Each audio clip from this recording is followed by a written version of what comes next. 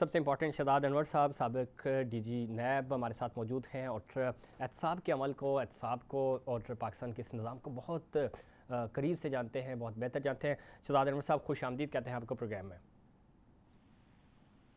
शहजाद अनवर साहब, गुफ्तगू का आगाज़ आप ही से करेंगे। पाकिस्तान तहरीक इंसाफ और ख़ासतौर इमरान खान साहब ने जो करप्शन के ख़ात्मे के वाले से करप्शन की जो दावे वो करते थे, फिर जब इक़्तिदार संभाला उन्होंने कहा कि 90 दिन में करप्शन ख़त्म करेंगे। फिर आहिस्ता आहिस्ता उनकी स्टेटमेंट्स भी बदलती रही। अब 3 साल हो गए हैं और आज की इस रिपोर्ट को आप किस तरह देखते हैं? क्या चैलेंजेस हैं और इस माशरे से बदअनवानी कैसे ख़त्म होगी?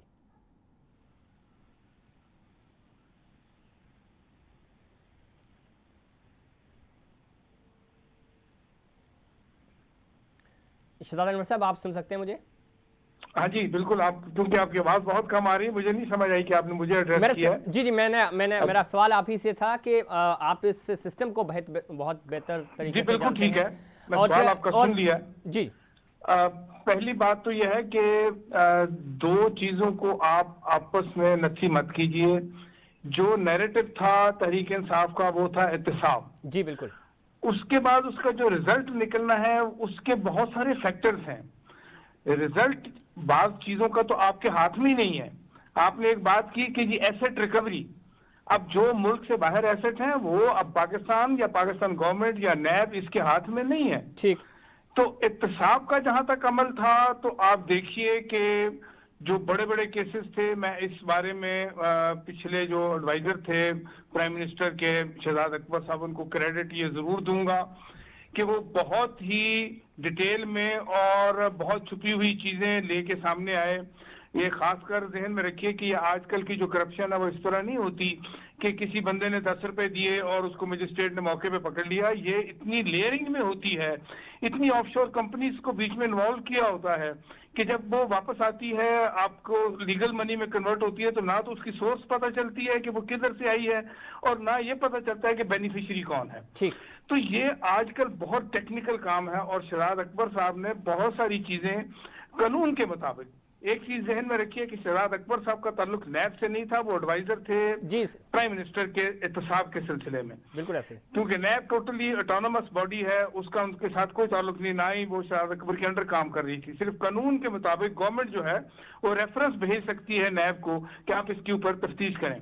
तो वो रेफरेंस जो उन्होंने बनाए मैं समझता हूँ बड़ी अरक्रेजी से, और क्योंकि मेरा उनके साथ ताल्लुक नैब में भी रहा है कि वो जब नैब में मौजूद थे तो बहुत मेहनत से केसेस बनाते थे और उनके बनाए हुए केसेस स्टैंड करते थे। अब आ जाती है रिजल्ट की बात। ठीक। देखिए सर, मैं चाहूंगा इस शहजाद अकबर साहब पे ही मैं एक कमेंट और आपका ले लूं, फिर हम इंडेक्स की तरफ आएंगे। आपने ज़रा उनके साथ काम भी किया और उनके घर जाने की, इस्तीफा देने की फिर वजह क्या बनी? और जिस तरह कहा यह जा रहा है, जो रिपोर्ट्स आ रही हैं, आप ज़रा करीब से जानते हैं उनको, कि उनका एसेट रिकवरी यूनिट जो था वो भी खातिर ख्वाह उसमें कामयाबी उनको नहीं मिली। गो कि उन्होंने इकदाम बहुत अच्छे किए, अपनी तरफ से इनिशिएटिव बहुत अच्छे लिए, लेकिन वजह क्या बनी? प्राइम मिनिस्टर क्यों उनसे नाला हुए और क्यों उनको इस्तीफा देना पड़ा? देखिए ग्राउंड रियलिटीज कुछ और होती है। आपने भी कहा कि उन्होंने इकदाम बहुत अच्छे किए, मुझे भी इल्म है कि वो बहुत कोशिश कर रहे थे कि जो ब्रिटिश गवर्नमेंट है उनके साथ कोई ऐसा एमओयू साइन हो जाए। क्योंकि देखिए यूएन कैग के मेंबर तो बहुत सारे मुल्क हैं, लेकिन बायलैटरल जब तक आपके कोई माहदे नहीं होते तो आप एक दूसरे के जो मुल्जिम होते हैं उनको आप एक्स्ट्राडाइट भी नहीं करवा सकते, उनको ला भी नहीं सकते, और एसेट्स भी आपको रिकवरी करने में बड़ी मुश्किल होती है क्योंकि आपको उनके लॉ के तहत केस लड़ना पड़ता है उनके मुल्क में जाके, कि ये साबित करना पड़ता है कि ये जो एसेट हैं ये इलीगल पैसों के हैं या क्रिमिनल प्रोसीड हैं। तो अब बात ये आती है कि उन्होंने तो अपनी पूरी मेहनत की थी, लेकिन क्योंकि 3-3.5 साल, अब आप इसको दूसरी तरफ भी देखिए पॉलिटिकली कि प्राइम मिनिस्टर साहब को ये प्रेशर है कि वो रिजल्ट मांगते थे, और ये बड़ी मुश्किल है कि ये जो व्हाइट कॉलर क्राइम होते हैं ये रिजल्ट नहीं देते इतनी जल्दी।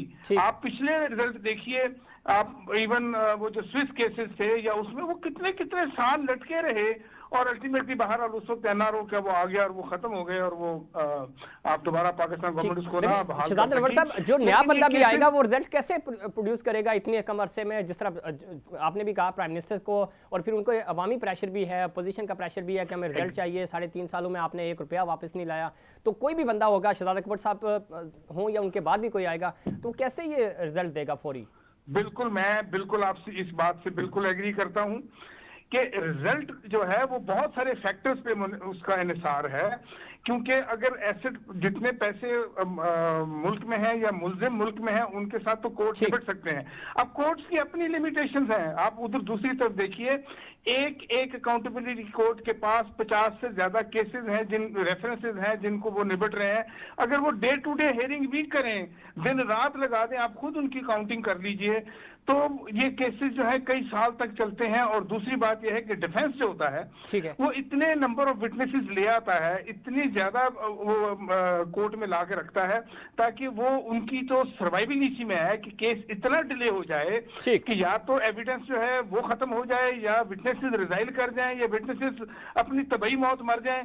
किसी तरह ये केस जो है वो लॉजिकल कंक्लूजन पर पहुंच ही ना सके। ठीक है। तो डिफेंस की तो ये कोशिश होती है। ठीक है। अब हमारे पास कोर्ट जो है, आप देखिए 1200-1300 केसेस हैं और कोर्ट आपके जो है वो 20-25 हैं। सही। तो अब किस तरह वो कोर्ट हल करेंगे? दूसरी तरफ मैंने कहा कि जी एसेट बाहर हैं, तो बाहर आपको केस, पहले आप अपने मुल्क में कोर्ट में जीत के फिर बाहर आप पहुंचते हैं, वहां आपको केस करना पड़ता है, उनके कानून के मुताबिक के साबित करना पड़ता है कि ये जो एसेट है ये हमारे पाकिस्तान के इलीगल प्रोसीड यहाँ से वहां गई हैं, क्रिमिनल प्रोसीड हैं, लिहाजा ये पाकिस्तान गवर्नमेंट तो शहजाद अनवर साहब, जो अब आज जो रिपोर्ट आई है, जो इंडेक्स है, इसको सामने रखते हुए तहरीक इंसाफ का जो बयानिया है, चूंकि आज जो इतनी रिपोर्ट्स हो रही हैं, जितने प्रोग्राम्स हो रहे हैं, यूं लग रहा है कि शायद पाकिस्तान तहरीक इंसाफ नाकाम हो गई अपने बयानिए को बिल्ड करने में। आप समझते हैं कि ये रिपोर्ट एक चैलेंज के तौर पे लेंगे, प्राइम मिनिस्टर उनकी टीम और कारकर्दगी बेहतर करेंगे, इन चीज़ मजीद इकदाम करेंगे जो पाकिस्तान की हद तक हो सकते हैं, या ये एक और प्रेशर बनेगा पीटीआई हुकूमत पे?